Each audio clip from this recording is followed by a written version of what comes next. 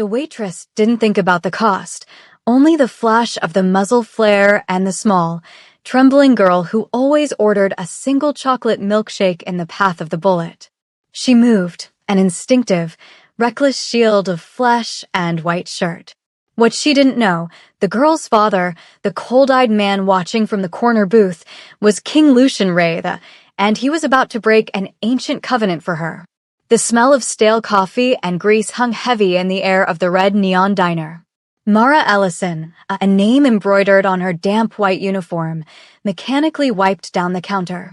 It was 1:07 a.m., past the hour when the drunks and the truckers usually dispersed, leaving only the ghosts of a long shift. Her feet ached, a deep, persistent throb Mara had long learned to ignore. The diner was almost empty, save for 2 occupied booths. In the center, for men in thick, oil-stained jackets, the kind that screamed long haul, drank lukewarm coffee, arguing quietly over a map.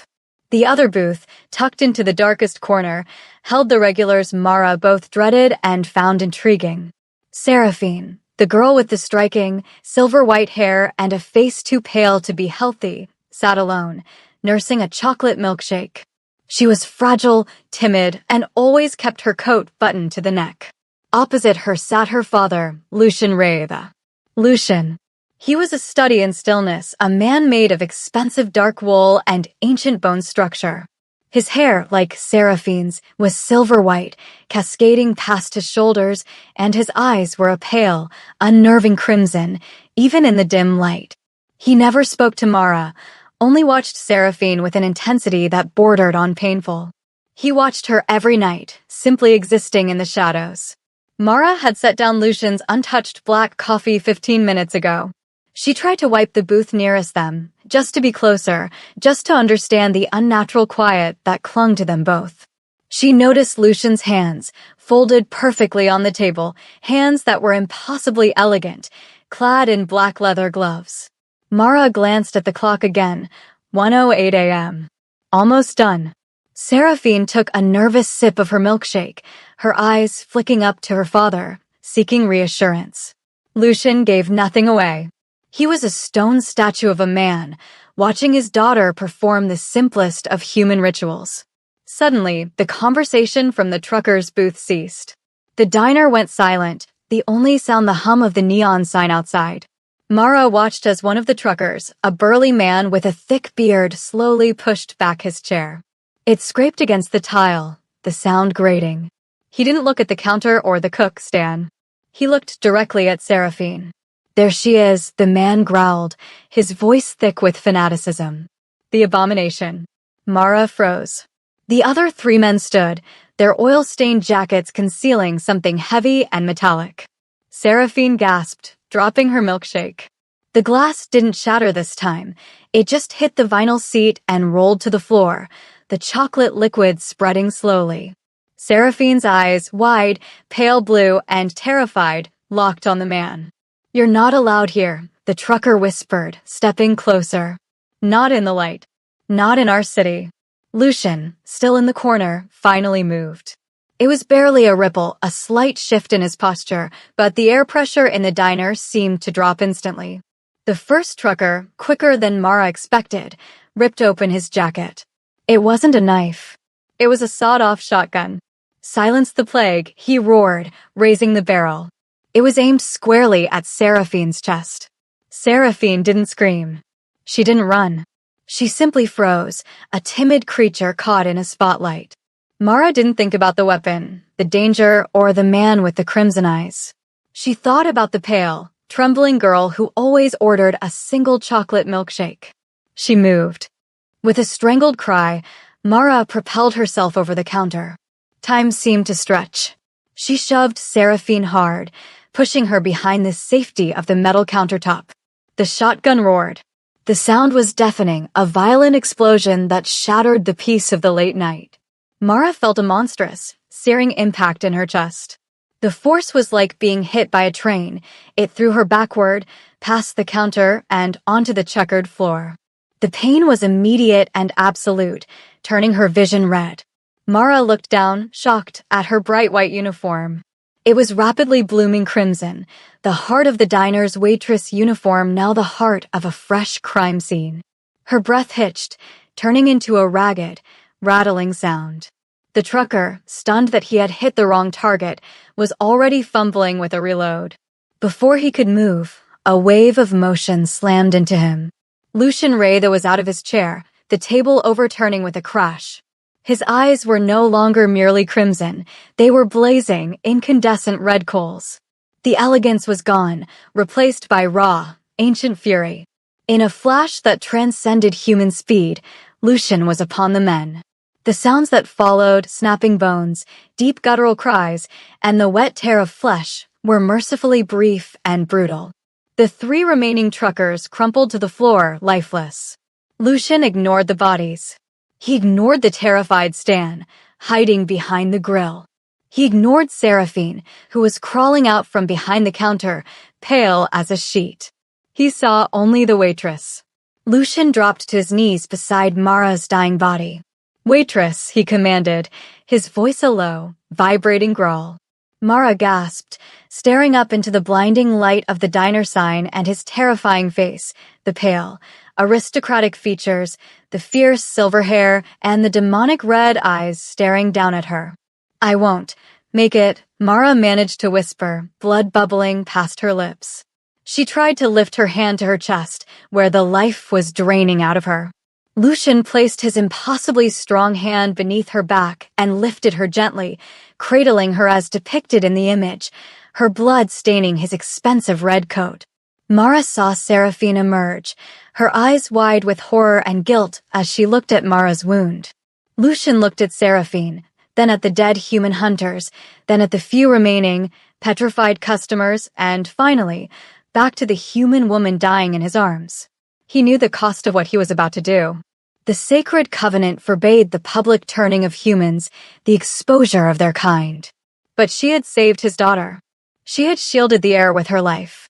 He would not lose Lyra's soul again. With a sudden, powerful movement, Lucian dipped his head. His mouth descended on the wound, and then, impossibly, he tore his own wrist open with his fangs. He pressed the arterial slash to Mara's lips, forcing his ancient, burning blood down her throat.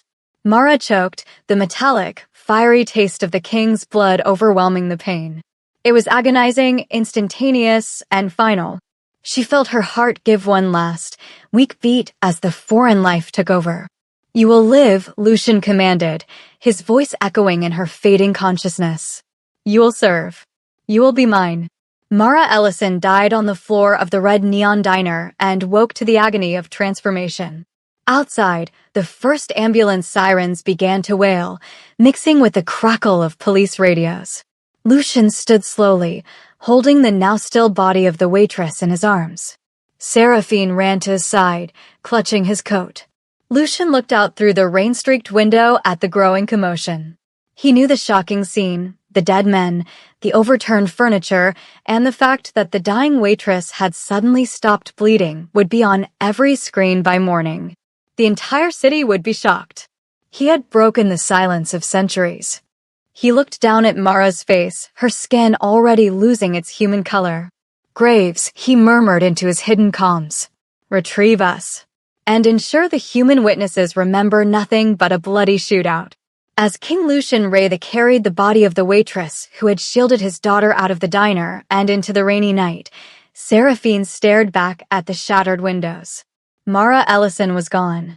In her place, a new guardian, stained in blood and bound by the king's forbidden act, was being born. The war had just become public, all because of one act of selfless courage. The first thing Mara registered was the silence. It was dense, velvet thick, and completely absent of the neon hum or the distant traffic that had defined her last 7 years of existence. The second thing was the cold. It wasn't the superficial chill of a drafty apartment. It was a profound, bone-deep cold that felt less like temperature and more like absence. The absence of warmth, the absence of a beating heart. She opened her eyes, not into the blinding fluorescent glare of the diner, but into a hushed twilight filtered through heavy velvet drapes. The air smelled of aged wood, dust, and something sharp and metallic like old coins. She was lying in a bed so vast and soft it felt like a shallow grave, draped in silks that hissed when she moved. She tried to sit up, a panicked, desperate attempt to confirm she was alive, or at least whole. Her body answered with an unnerving ease. The searing, blinding pain of the gunshot wound was simply gone. There was no pain, no throbbing, only the ghostly memory of impact. She pushed the sheets down and found her chest clean, the only trace of the wound a faint, colorless scar the size of a quarter, perfectly flat against her skin. Do not move too quickly. The voice was low, resonant, and struck a chord of primal terror in her chest, though her chest no longer contained a heart that could pound. Mara's head snapped toward the sound. King Lucian Wraitha stood across the immense chamber, leaning against a fireplace mantel carved with grotesque, ancient gargoyles. He was dressed in the same imposing, blood-red velvet coat from the diner, but now it was immaculate, freshly tailored. His silver-white hair cascaded over his shoulders, and his eyes, still that unsettling crimson, held a piercing, calculating intensity. He looked like an impossibly beautiful phantom. "Where am I?" Mara's voice was a dry, rasping whisper, alien to her own ears. "The Wraitha estate," Lucian replied, pushing off the mantle and moving toward her with the silent, gliding grace she remembered from the diner floor. "And you are alive, Miss Ellison. By my hand." He stopped a foot from the bed, his shadow engulfing her. "The bullet." "I saw the blood," she stammered, running her trembling fingers over the perfect scar. Lucian's expression did not change. "The wound was mortal. Your heart ceased beating minutes after I reached you. I gave you my blood. It saved your life, but it took your humanity." Mara recoiled, the silk sheets tangling around her legs. "Vampire." The word was a childish joke, a late-night movie cliché, yet it felt heavy and terrifyingly real now. "No, that's impossible. I'm not. I can't be one of them." Lucian watched her struggle with the patience of an entity for whom time was meaningless. "You are now a vampire, Mara Ellison. A fledgling. The king's own progeny. And that is why we are both in grave danger." He began to pace the room slowly, the floorboards making no sound under his leather boots. "My daughter, Seraphine, is a hybrid," Lucian explained, his voice hardening slightly. "Half human, half vampire. A lineage deemed an abomination by many, both the human extremists you met and certain factions within my own court." He gestured toward her scar. "Those men in the diner were human hunters, the sanctified, led by a zealot named Vance. They were there to execute the heir." Mara remembered the terror in Seraphine's pale eyes, the way the girl had frozen. "I often brought Seraphine to that diner," Lucian admitted, his gaze falling, a rare flicker of vulnerability. "She is fascinated by your world, your fleeting lives. I needed to let her see it safely. I never anticipated they would strike with such raw violence." Mara's fear twisted into a fierce, burning anger. Not at Lucian, not yet, but at the memory of the men, the muzzle flash, and the absolute certainty they had intended to murder a child. "So you saved me," Mara spat, trying to inject venom into her voice, but only managing a dry, scratchy sound. "And in return, I'm this? A monster." Lucian stopped pacing, towering over her. "You are my shadow guard, reborn. And you're here because you demonstrated the most selfless form of courage I have witnessed in 4 centuries." He leaned closer, and the primal urge she now felt, a thirst she didn't yet understand, made her instinctively flinch. "I broke the covenant of silence to save you. You are now tied to my fate and to Seraphine's. You have a purpose that transcends the waitressing uniform." Before Mara could unleash the flood of shock and horror she felt, the door to the chamber creaked open. Seraphine stood in the threshold, still wearing the same rich red dress from the diner, her pale face etched with worry. She clutched a folded piece of paper. "Father," Seraphine whispered, glancing nervously at Mara. Lucian softened instantly. "Seraphine. She is awake." The girl approached the bed hesitantly, her eyes fixed on Mara. She held out the paper. I drew this for you," Seraphine said, her voice small and tremulous. "Because you shielded me." Mara took the drawing.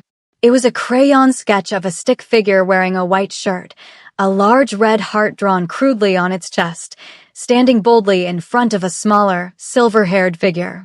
The larger figure had two tiny, spiky lines over its head, a crown.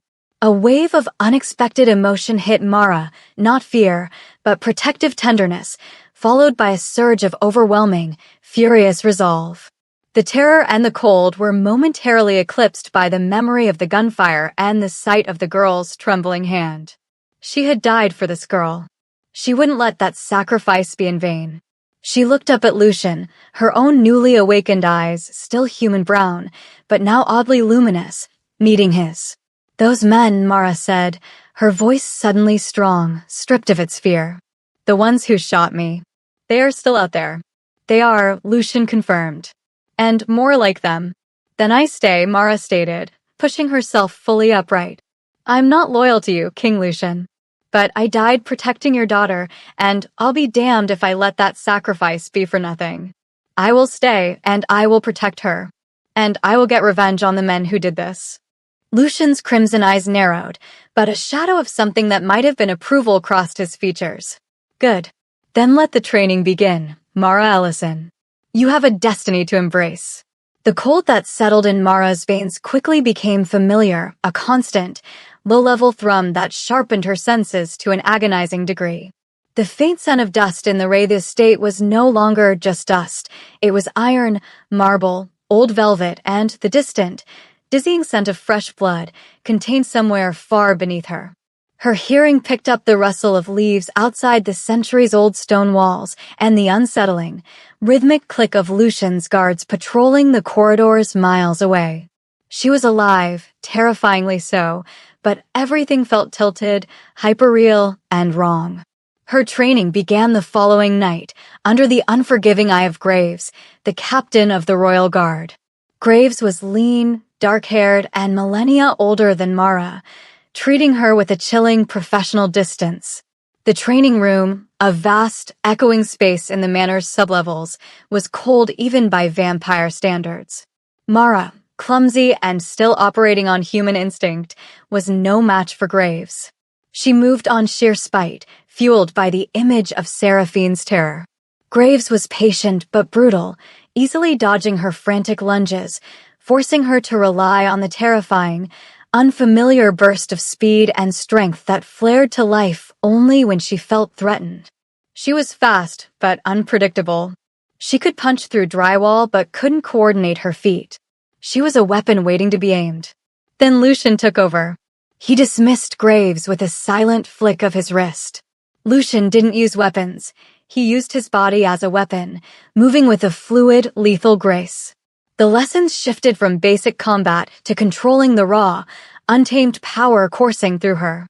He would push her to the edge, forcing the feral instinct to surface, only to pull her back the moment she lost control.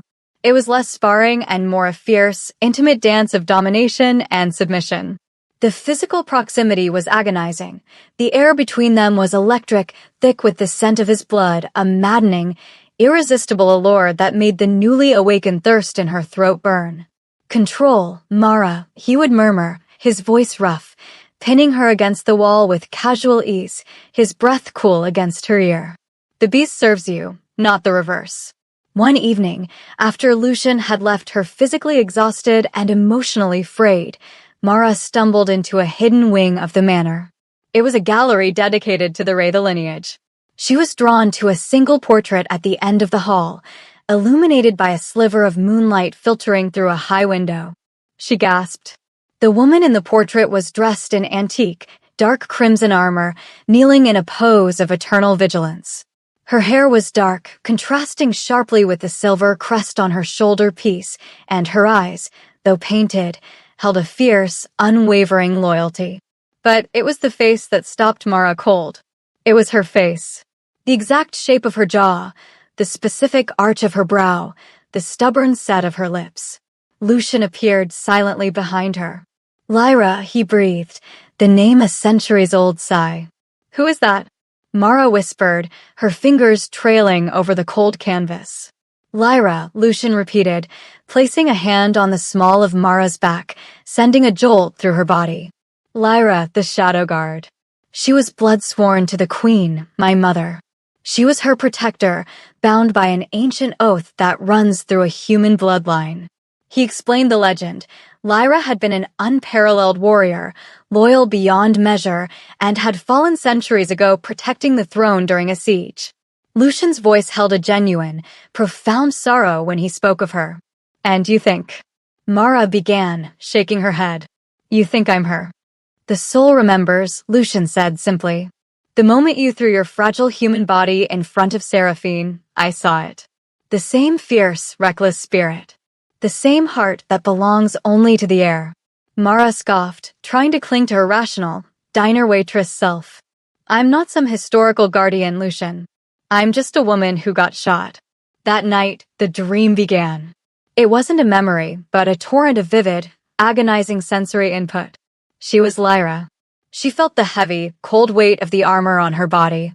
She tasted smoke and heard the shrieks of attackers. She was in a castle, not the Wraith estate, but a massive stone fortress crumbling around her. She was fighting, moving with a forgotten, instinctive precision, wielding a sword with the deadly familiarity Graves had been unable to teach her. The dream culminated in a burning throne room. Lyra was mortally wounded, collapsing at the feet of a figure shrouded in shadow, clearly Lucian's mother, the Queen. As Lyra faded, a young man with silver hair, Lucian, centuries younger, rushed to her side. He cradled her. And then, he kissed her. It was a kiss of searing desperation, grief, and undeniable love, a kiss that transcended their stations. Mara woke up screaming, sweat mingling with the unnatural cold of her skin. The dream was so visceral, the love and the agony so profound, that she knew the memory was real. She found Lucian in the library, staring out the window at the false dawn. "The siege," she choked out, her voice trembling. "The silver raven crest on the banner. The kiss." Lucian turned slowly, his crimson eyes wide with something that looked momentarily like shock. "The kiss was never recorded. Only I knew of it." Mara walked toward him, the last vestiges of her human doubt dissolving. She was no longer just Mara Ellison, the waitress. She felt the heavy, enduring weight of the ancient blood oath, the responsibility that transcended her own fleeting life. The Shadow Guard had awakened. Her destiny was not a job, it was a continuation. "My name is Mara Ellison," she said, her new vampire voice steady and clear. "And I am Lyra, the Shadow Guard." Lucian approached her, reaching out a black-gloved hand and gently touching the silver hair that cascaded around her face. "Welcome back, Lyra."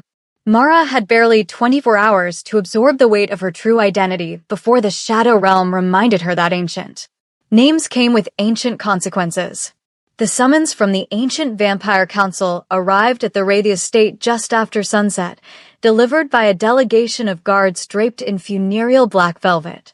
It was a formal decree demanding King Lucian Wraith present himself immediately to answer for the transgression of the Sacred Covenant, the public, unsanctioned turning of a human. The atmosphere in the manor, usually cold and still, snapped with political tension.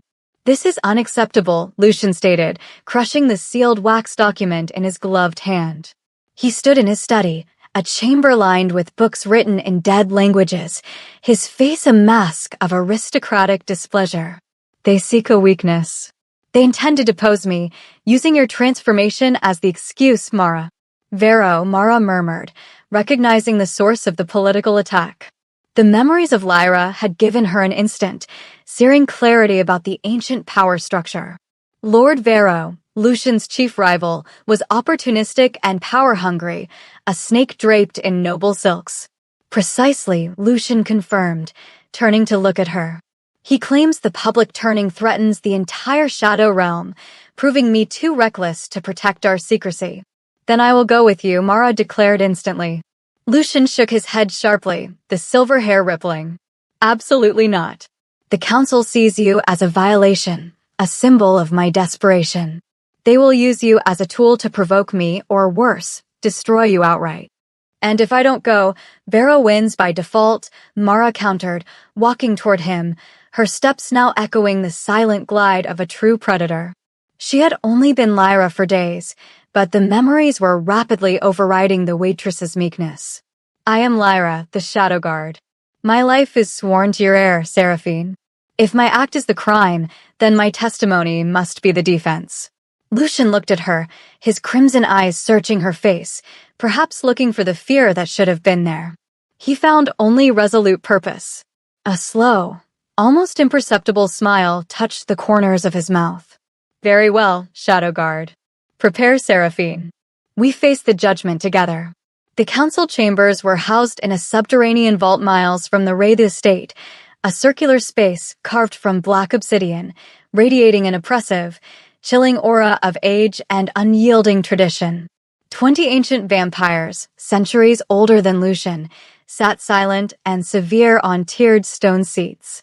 At the head sat Lord Vero, his expression one of smug, polished disdain.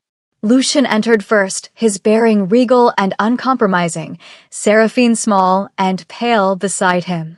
Mara followed, standing beside the king, a woman in a severe black gown that emphasized her newly acquired, inhuman pallor. She was the only one in the room wearing a mortal-tailored dress, a visual insult to the ancient sensibilities of the council. Vero opened the proceedings, his voice a smooth, venomous baritone. We're gathered to judge the public actions of King Lucian Raetha. The king exposed the existence of our kind by committing the ultimate betrayal of the covenant, the public, unsanctioned turning of a human, Mara Ellison, in a common, neon-lit diner. Her continued existence proves his unfitness to rule. A chorus of deep, low assent rumbled through the chambers. She is an abomination, a human defiled and saved by selfishness, Vero concluded, gesturing contemptuously toward Mara.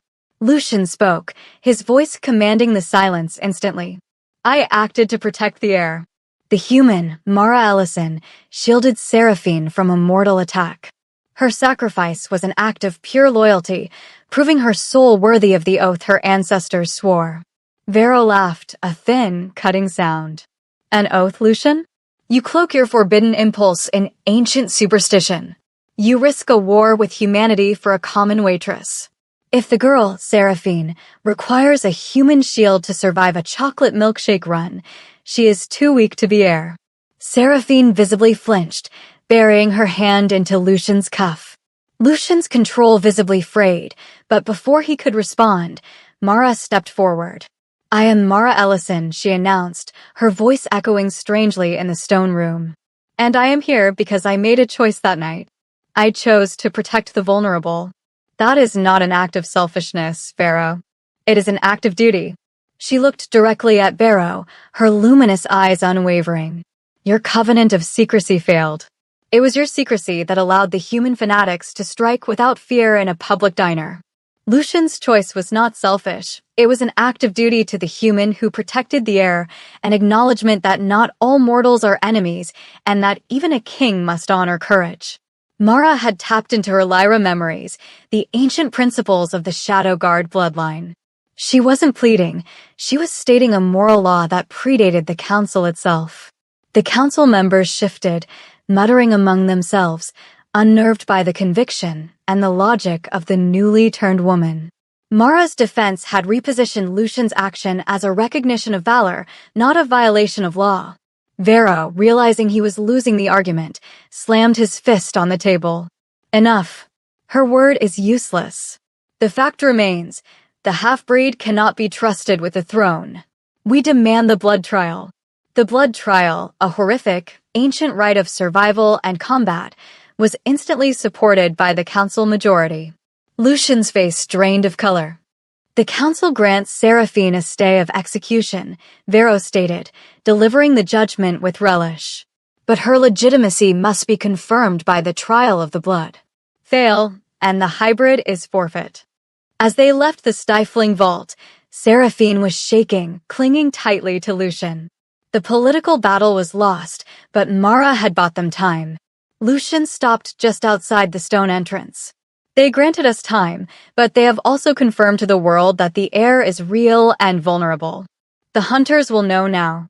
The sanctified will not hesitate. Vero has forced our hand. Mara looked back at the cold, dark entrance to the council chamber. Vero had failed to depose Lucian, but he had successfully escalated the war, making Seraphine's life the public stakes. Then we prepare for the trial, Mara said, her eyes already calculating defensive strategies. The ancient blood in her veins knew exactly what came next: battle. The airwaves crackled with hatred. Lucian kept the television screens muted in the Wraith estate, but Mara didn't need volume to understand the venom spilling from the face of Reverend Silas Vance. The man, a charismatic figure draped in a crisp, spotless suit, was framed by the roaring flames of a staged backdrop, his eyes burning with righteous fervor. Mara watched the scrolling ticker tape. Vampire King confirmed. Pledges war on humanity. Vance pointed a trembling finger directly into the camera. The demon Lucian broke the ancient law. He turned a human woman into a slave, a public desecration. And for what? To protect the half-breed abominations, Seraphine. They hide in their shadows, but we are the light. And the light demands purification. The cameras cut to shaky, heavily edited footage of the diner's aftermath, a brief, bloody glimpse of the overturned furniture and the stunned faces of the witnesses. Mara's old workplace was now a flashpoint in a holy war. The council had sealed Seraphine's fate. Vance was now mobilizing the executioners. I need to know what they're planning, Mara said, turning away from the screen, the sight of Vance's face churning the metallic thirst in her gut. Graves' reports are all external. We need to know the human reaction, how deep the fanaticism runs. You will remain here, Lucian commanded, entering the room. He had sensed her distress. The city is dangerous, Mara. You are a newly turned, high-profile target. You are the symbol of my crime. And the only one who can blend in, she countered, meeting his gaze. I was a waitress 2 weeks ago. I know their fear. I know their weaknesses. Vero forced us into the open. We must exploit the exposure. She argued her case with the clarity of Lyra and the stubbornness of Mara. She had to understand the enemy that had killed her and Lucian, seeing the grim determination that mirrored his own ancient defiance, finally conceded, his face tight with displeasure. She changed into a simple hoodie, jeans, and a baseball cap, a deliberate rejection of the crimson silks and velvet of the manor. Graves drove her silently to the edge of the Midtown sector, handing her a concealed silver dagger before she slipped into the noisy, anxious crowds. The atmosphere was toxic.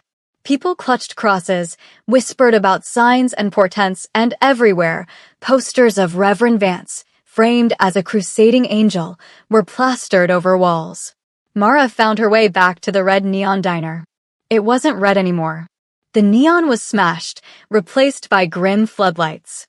The place was swarming with Vance's followers, no longer disguised as truckers, but wearing military-grade tactical vests emblazoned with a burning cross. It was a headquarters. She ducked into the alley across the street, using her enhanced senses to listen to the shouted orders. They were planning a coordinated attack, not on the manor, but on the businesses Lucian legally controlled, hitting him where he intersected with human life. Mara heard a familiar voice. The night cook, Stan, was directing the placement of barrels of something that smelled suspiciously like kerosene.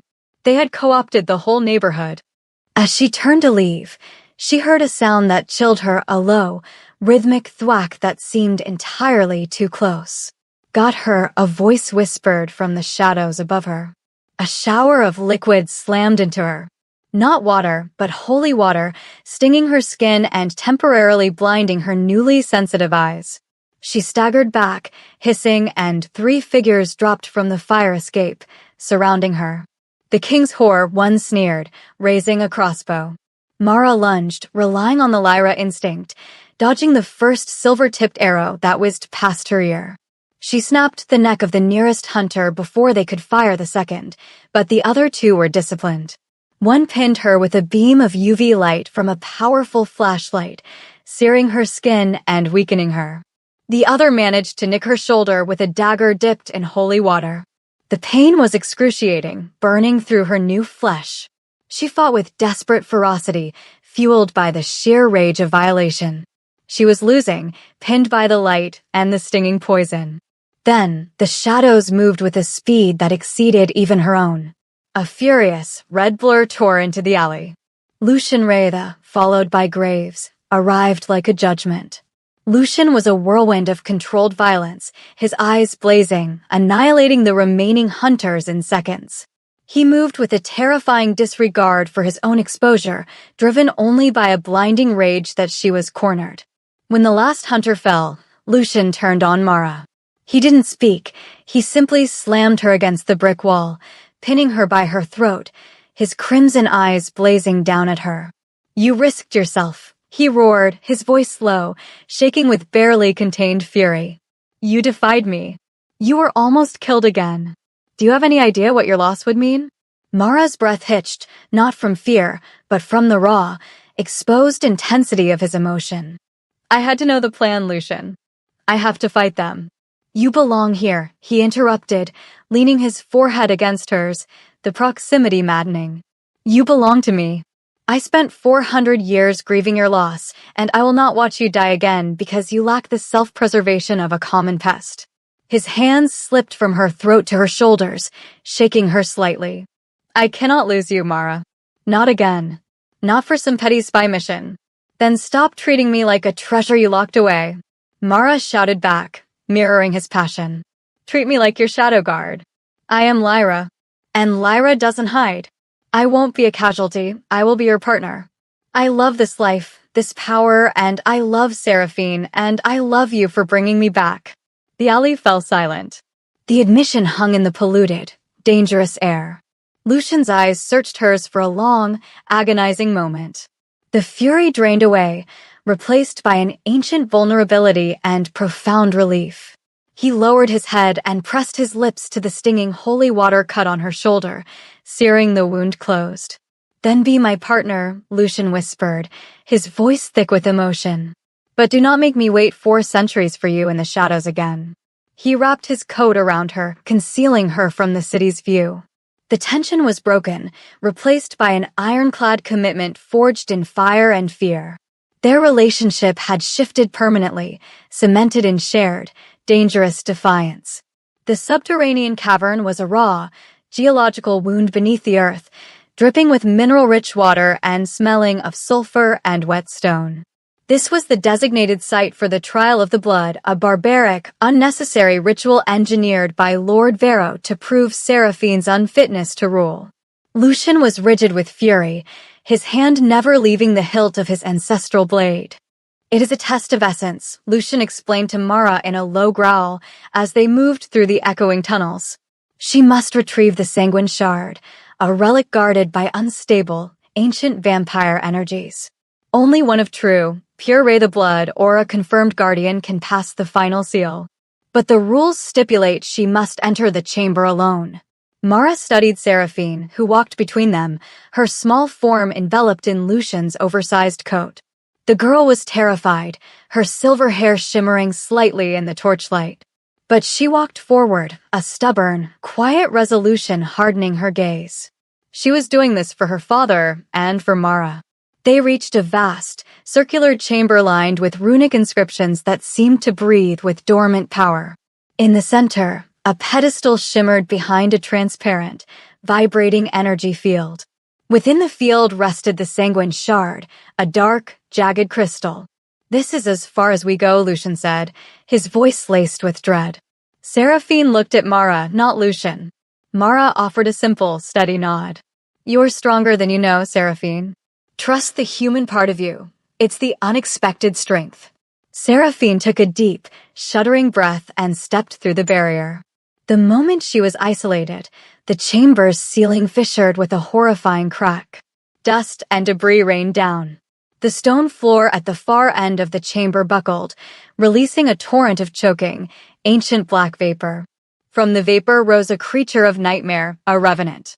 It was a monstrous, mindless vampire driven only by instinct, summoned from the very residue of the ancient magic. Its skin was gray and stretched, its eyes burning with empty, mindless crimson fury. Vero had corrupted the trial. This was not a test, it was an execution. "Vero!" Lucian roared, his voice shaking the stone, drawing his blade.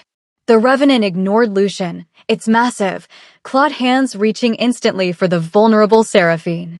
Lucian lunged across the chamber, slamming into the creature, diverting its immediate, lethal attack. The fight was brutal. Lucian was skilled, fast, and driven by paternal protectiveness, but the Revenant was pure, unthinking force, immune to pain and almost immune to magic. Lucian fought with desperate intensity, his power visibly straining as he wrestled the monstrous form. Mara stood just outside the energy barrier, watching the king she loved struggle against overwhelming odds. She felt helpless, trapped by the rule that only Seraphine could pass the final seal. But Seraphine wasn't helpless. Seraphine, cornered and terrified, saw the desperate fight. She saw the rage and the fear in her father's eyes as he bled, straining to hold the creature back. She saw Mara outside the barrier, her expression fierce, but calm, repeating, "Trust the human part of you." Seraphine closed her eyes. She didn't have Lucian's raw strength or Mara's reborn warrior instinct. She only had her fear, her panic, and her will. Instead of magic, Seraphine unleashed an invisible, powerful surge of pure, desperate human adrenaline. She did not attack the monster. She attacked the barrier. Her raw, non-vampiric will, the part that fought for survival, slammed into the energy field. The barrier flickered and momentarily dropped. Lucian saw the opening. Now, Seraphine. Seraphine didn't hesitate. She threw herself onto the pedestal and snatched the sanguine shard. As her hand closed around the relic, the air in the chamber cracked with power. The Revenant, its purpose suddenly fulfilled and its pure vampire essence rejecting the hybrid, shrieked, dissolving instantly into black ash. Seraphine stood, clutching the sanguine shard, her breathing ragged, but triumphant. The trial was over. As Lucian rushed to check his daughter, Lord Varro's voice echoed from a hidden speaker high in the walls. Seraphine Raytha has completed the trial, but only by luck and only by exposing Lucian's desperation. You have merely prolonged the inevitable. The ground shook as Varro's escape tunnel collapsed. He was gone, but his treachery was exposed. Seraphine was legitimized by ancient law, but the price was high. As Lucian cradled his daughter, Mara looked at the black ash remnants of the Revenant. Varro hadn't killed Seraphine today, but he had confirmed that the king would risk everything, even exposure, to save his heir. The next attack would be even more ruthless. The uneasy silence that followed the blood trial was the calm before the storm. Lucian knew that Varro, exposed and desperate, would not strike alone, nor would he wait long. The threat was not just the rogue vampire's ambition, but the amplified, fanatic zeal of Reverend Vance's human hunters. Mara's reconnaissance and the intelligence gathered by Graves confirmed the terrifying alliance. Varro would strike at the peak of the night, drawing out the bulk of Lucian's forces, while Vance would launch the true, devastating attack just as the sun broke the horizon, when vampire power was at its nadir. The Raytha estate became a fortress under siege preparation. Lucian moved through the ancient halls, his face set in a grim mask, issuing orders to his guards, reinforcing the outer walls, and distributing specialized weaponry. But his eyes constantly sought Mara. He knew their greatest vulnerability was the dawn, and their greatest strength lay in the one person who remembered life beneath the sun. "I will lead the defense against Vance," Mara announced that evening in the strategy room, her hand resting on a map detailing the complex defensive perimeters. Lucian slammed his fist onto the table. "Absolutely not. You are newly turned. Your powers are unstable. And your mixed nature, while a gift, makes you susceptible to both the UV lights and the silver. Graves will manage the perimeter." "Graves is a pure blood," Mara countered, leaning over the map, her voice calm but implacable. "He understands vampire tactics, not human warfare. Vance doesn't fight ancient honor duels. He fights like a military zealot. He uses explosives, coordinated flanks, and psychological warfare, tactics I understand because I lived among them. I know the rhythm of the rising sun and the panic of a human charge. I am the only one who can anticipate his moves and utilize the final shadows to our advantage." She pointed to the weakest point on the map, a section of the manor facing due east. Vance will hit here. He knows the sunlight will be his weapon. I need the lightest armor, the fastest squad, and 5 minutes of tactical invisibility before dawn. I will lead the defense that holds the light. Lucian stared at her, the struggle visible in the tightened lines around his mouth. He saw not the reckless waitress, but Lyra, the shadow guard, calculating the cost of defiance. The woman who had sworn her soul to him across centuries. He finally conceded with a sharp, heavy sigh. Take Graves' core unit. But you will not engage in a suicide charge. That is an order, Mara. Hours later, the moon was high and full, bathing the grounds in silver light. Mara found Lucian standing on the ramparts, looking out over the silent, shadowed landscape. The air was thick with the scent of ozone and impending violence. I gave you my blood so you could live, Lucian said, his voice low, almost fractured. Not so you could throw that life away in the sunlight for me. Mara stepped up beside him, ignoring the distance he tried to keep. You gave me a life of purpose, Lucian. I died thinking my life meant nothing more than minimum wage and aching feet. Now I know I am the Shadow Guard, and my role is not just to shield, but to fight for the future of the Heir.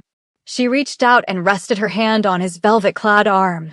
The physical touch, still a novelty, felt like an ancient current running between them. I love you, Lucian Raythe, she said, simply and fiercely, the admission as solid and undeniable as the castle foundations beneath them. I love your impossible daughter, and I love the terrible, beautiful world you command. And I won't lose it, not to a fanatic or a political snake. Lucian turned, pulling her into a fierce, desperate embrace that was more protective than romantic, a raw acknowledgement of their shared fate. His fingers tangled in her hair, his breath cool against her neck. If we fail tonight, Lucian whispered into the velvet darkness, the king stripped down to a lover afraid of loss. If the sun rises and I lose you again, Mara, there will be no kingdom left to save. I only want to survive this with you. Their moment was shattered by a massive, splintering crash from the north wing. Varro's rogue vampires had breached the outer wall, striking at the height of the night as planned. Go, Lucian commanded, his hand tightening around her arm, his eyes already glowing with battle readiness. Hold the dawn. I will handle the night. Mara nodded, her new purpose hardening her gaze. She raced toward the eastern perimeter, the heavy silver raven crest of Lyra's armor emblazoned in her mind. The air was already shifting, cooling, the scent of the coming sunrise a distant, deadly threat. The war had begun. The night was a symphony of violence. Lucian's forces were ancient and disciplined, and though Varro's attack was fierce and strategically placed to exploit known weak points, the traitorous faction was no match for the king's millennia of martial experience. The rogue vampires were driven back, defeated, or incinerated, the interior of the Raythe estate secured just as the last of the moon's light began to fade. Lucian was a blur of crimson and silver, his power absolute, his fury fueled by the knowledge that the night attack was a mere distraction. He found Mara at the eastern wall, where she had been waiting in the deepest shadows, her small squad of specialized shadow guards tense and ready. The air was heavy with the smell of distant smoke and the undeniable, creeping cold of the pre-dawn hour. Varro is neutralized, Lucian grated, his blood-soaked glove gripping her shoulder. But the light. It's coming, Mara finished, her voice steady. The horizon was turning a sickly gray, the first hint of mortal light that signaled the moment of ultimate vampire weakness. Go. You are needed to command the interior. I will hold the bridge. Lucian did not argue, but his pale eyes were filled with dread. He kissed her fiercely, a desperate promise of survival, before vanishing into the corridors. Seconds later, the assault began. It was not subtle, it was overwhelming. A massive charge of hunters, cloaked in black gear but wielding gleaming, silver-plated shields designed to reflect and amplify the coming sunlight, slammed into the eastern wall. They were fanatics, moving with a chilling, synchronized purpose. They ignored the traditional exits, using shaped charges to blow open breaches that instantly admitted the weak, gray light. Silver-tipped crossbow bolts rained down, tipped with holy water that sizzled on contact. Flank right. Use the shadows of the ancient oak. Mara shouted, her voice amplified by her new strength, cutting through the chaos. She moved with a blend of human cunning and Lyra's tactical genius, leading her smaller, faster unit. Mara knew their tactics intimately. She used the manor's geometry, predicting where Vance would place his riflemen and where he would focus his UV cannons. She exploited the flickering shadows beneath the parapets, pushing her body, still possessing a tiny residual margin of human durability, closer to the edge of the light than any pureblood could tolerate. She was a living countermeasure, a bridge between two modes of warfare. The battle raged for 20 agonizing minutes. Mara fought without a blade, using the hunter's own terrain against them. She focused her strength on the human leaders, knowing that without command, the fanatics would collapse. She dodged a barrage of silver, spun, and used the momentum to drive a hunter into a beam of reflected light, watching him scream as his flesh seared. Vance's forces began to crumble. Mara had broken the momentum, turning their greatest weapon, the sun, into a confused, scattered threat. As the hunters fell back, disoriented and routed, a massive, armored figure emerged from the smoke-filled breach, Reverend Silas Vance himself. He carried a heavy, crude device strapped to his chest, glowing with an unnatural, sickly blue light, a UV bomb, designed to wipe out every vampire in the vicinity. The King's Heir. Vance bellowed, his face contorted in fanatic rage. You cannot stop the cleansing. Mara tensed, preparing to engage the brute, knowing her strength might be insufficient. Then, she saw a movement near the shattered gatehouse. Seraphine, ignoring the orders to stay safely inside, was helping Graves evacuate an injured guard, her silver hair shining in the weak, polluted morning light. She was exposed. Vance saw her too. The target was clear. He ignored Mara and began to rush towards Seraphine, leveling the UV device. Seraphine, get down! Mara screamed, starting a desperate sprint that tested the absolute limit of her hybrid strength. Vance was too fast. He reached Seraphine, backhanding Graves into the stone wall, and prepared to arm the device. He had failed to kill the Heir multiple times. This was his final, spiteful act to ensure her destruction and the destruction of the King's new love. Mara launched herself through the air. She didn't have time to fight, only to intercept. In a move that Lyra's centuries-old tactical mind would have deemed suicidal, Mara slammed her body between Vance and Seraphine. She shoved Seraphine away with the last ounce of her calculated strength, sending the girl skidding toward the relative safety of the shadows. Vance screamed in triumph as his fingers slammed down on the detonator. A blinding, sickening burst of ultraviolet light erupted from the device. It was pure, concentrated, weaponized daylight, designed to instantly turn vampire flesh to dust. Mara felt the blast hit her full on. It was 1,000 suns striking her at once. The pain was absolute, transcending anything she had experienced before, far worse than the gunshot, worse than the holy water, worse than the transformation. Her skin hissed and cracked. The residual human vitality that had given her an edge near the light was instantly vaporized. She was being unmade, returned to ash by the very power she had sought to use. She closed her eyes, clutching at the blinding, searing light, her only thought, Seraphine is safe. The explosion subsided, leaving behind only the sound of sizzling, destroyed stone and the chilling, triumphant cackle of Reverend Vance. But the bulk of the UV wave had been absorbed by the King's Shadow Guard. Vance turned, preparing to grab Seraphine, but found his movement sluggish. He had underestimated the defensive strength of the woman who had just died. Before Vance could take another step, a blur of silver-white fury erupted from the manor's main entrance. Lucian, having neutralized the threat inside, had heard the blast. He saw the devastation, the scorch marks, the ruined wall, and Mara's still, smoking body shielding his terrified daughter. He saw Vance, momentarily stunned but alive. The rage that overcame King Lucian Rey was unlike anything the Shadow Realm had witnessed in a millennium. It was a primal, raw explosion of sorrow and ancient vengeance. Lucian did not draw his sword. He simply moved, tearing Vance limb from limb with a speed that defied physics. The Reverend Silas Vance, the great human purifier, was instantly and utterly destroyed, reduced to nothing more than a bloody smear on the scorched ground. Lucian fell to his knees beside Mara's motionless form. He gently gathered her into his arms, the scent of burning vampire flesh stinging his ancient nostrils. Her crimson eyes were closed, her skin terribly burned, her body utterly broken. She was gone. He had lost his Lyra again, just as the new dawn, cold and indifferent, began to break over the horizon.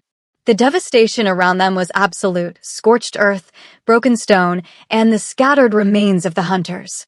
The sun, now fully risen, was cold and unwelcome, a brutal reminder of the sacrifice that had just occurred. Lucian held Mara's body, his ancient frame racked by silent grief. Seraphine, shaking but unharmed, knelt beside her father, her hand resting on Mara's ash-singed arm. Then Seraphine gasped, "Father, look." Lucian, lost in the abyss of loss, looked down reluctantly. Mara's eyes were open. They were not the soft, luminous brown of the hybrid she had been. They were a fierce, permanent crimson identical to his own. The UV bomb, designed to destroy the impure, had not killed Mara. It had burned away the last vestige of her human blood, the faint link that had given her partial mobility in the light but also rendered her vulnerable. She had died a hybrid and been reborn, in the face of the weaponized sun, as a pure, powerful vampire. She was severely weakened, her strength drained by the detonation she had absorbed, but she was impossibly, magnificently alive. Lucian, realizing the miracle, felt centuries of sorrow lift from his chest, replaced by a devastating surge of fierce relief. He tore his own wrist open, not for life this time, but for restoration. He pressed the pulsing artery to Mara's lips. This was not the agonizing transformation of the diner. This was healing. Lucian's ancient, potent blood flowed into her, sealing the damage, mending the UV burns, and reinforcing her newly stabilized form. As the last drops were consumed, Mara's body stiffened, then relaxed, her new, absolute power settling within her bones. She sat up, the scent of the burnt bodies and the battle thick in her heightened senses. She felt no pain, only cold, and a terrifying, potent strength that was completely new. Her consciousness was clear, razor-sharp, interwoven seamlessly with the memories of Lyra, the warrior, the confidant, the keeper of secrets. She was no longer battling two identities. She was a complete, unified being.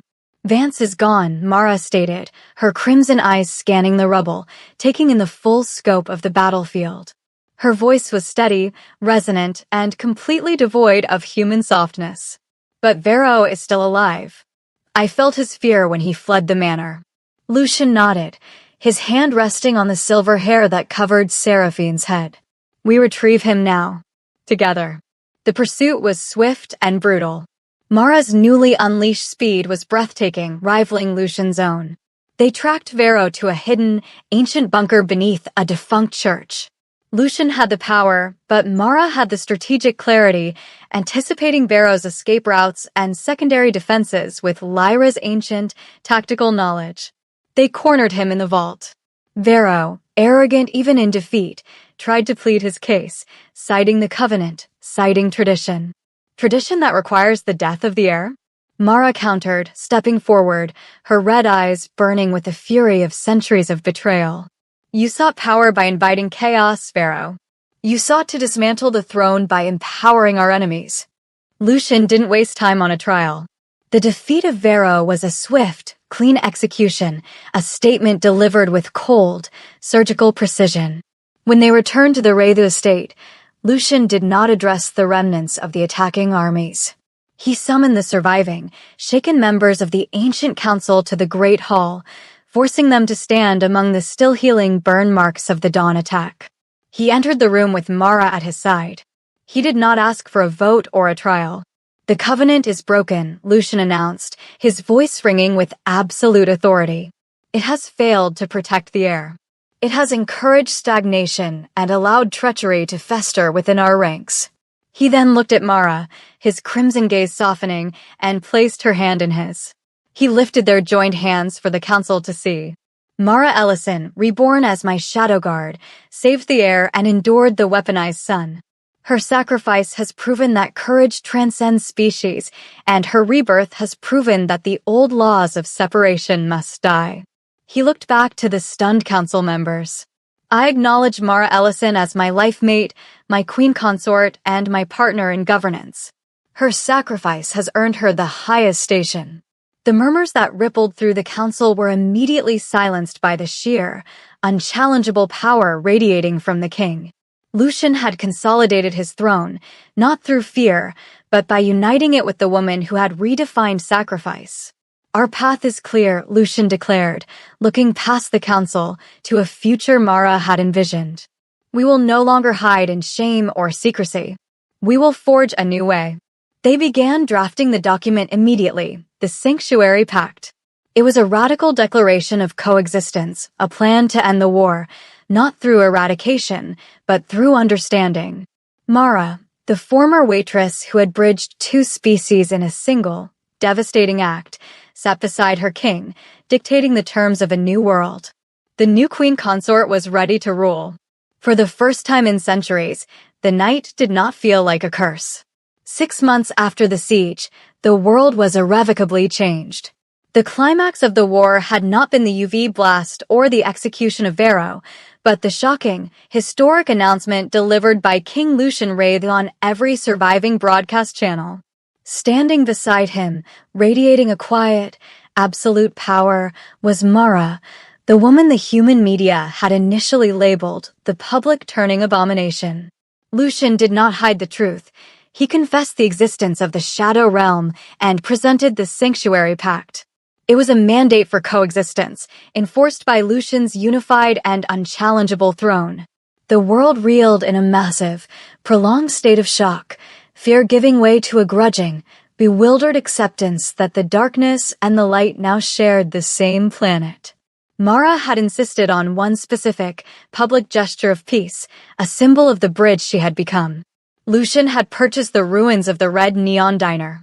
It was no longer a greasy, forlorn roadside stop. It was reborn as the Sanctuary. The neon lights glowed again, but this time in a softer, comforting amber. The black and white checkered floor was pristine. It was the first officially recognized neutral ground, a mixed-species community center and diner, staffed by former humans who understood the local rhythm and low-level vampires who understood the need for discretion. In the center of the sanctuary, moving with a confident grace that had replaced her timid stillness, was Seraphine. She was managing the place. Her silver hair was tied back with a simple ribbon, and she navigated the tables with a poise befitting an heir, patiently explaining the menu to a nervous human patron. She was thriving, a living, breathing symbol of the peace her human shield had bought her. It was almost midnight when the king and queen consort arrived. Lucian and Mara stepped out of a sleek black town car. Lucian wore a dark, modern suit, his silver hair immaculate. Mara wore a gown the color of deep midnight, her permanent crimson eyes acknowledging every nervous glance and every respectful nod from the mixed crowd. They were royalty, but they were also a visible promise that the violence was over. Inside, the diner was busy. Mara smelled coffee, grease, and the faint, controlled scent of banked vampire thirst, a symphony of coexistence she had fought and died for. She greeted Stan, the former night cook, who now managed the grill, and spoke of King Lucian with a blend of awe and loyalty. They took a corner booth. Mara watched Seraphine, who was laughing with a young human man, a local architecture student, who seemed completely at ease in the hybrid's presence. "She is happy," Mara murmured, leaning into Lucian. "Because you taught her that a human heart is the strongest defense," Lucian replied, taking her cold hand in his. "You gave her the courage of your past, Mara." He paused, his crimson eyes holding hers with the gravity of centuries. "You earned the throne by blood, by sacrifice, and by fulfilling an oath you didn't remember taking. You are my queen and the future of my people." Lucian reached into the inner pocket of his coat. He did not pull out a modern ring, but a heavy, ancient object carved from dark, unpolished iron, the ancient crest of the Shadow Guard bloodline, a stylized raven with wings spread in eternal defense, set with a single, massive garnet. It was the ancestral ring of Lyra. Mara Ellison, he said, his voice thick with the weight of 4 centuries of grief and a sudden, fierce joy. I ask you to finally accept your destiny, not just as my warrior, but as my eternal companion. Marry me. Rule beside me. Be the true, permanent queen of the Shadow Realm and the bridge to the human world. Mara looked down at the crest, then back at Lucian. She was no longer Mara the victim, or even Lyra the soldier. She was both. She was the one who threw away her life for a strange girl, and in doing so, gained the power to change the world. She reached out and took the heavy, iron crest. Yes, she said, sealing their fate. She was no longer just a waitress. She was the queen consort, the living embodiment of the Sanctuary Pact. They stood together at the front window, side by side. The amber light of the Sanctuary sign reflected in their crimson eyes.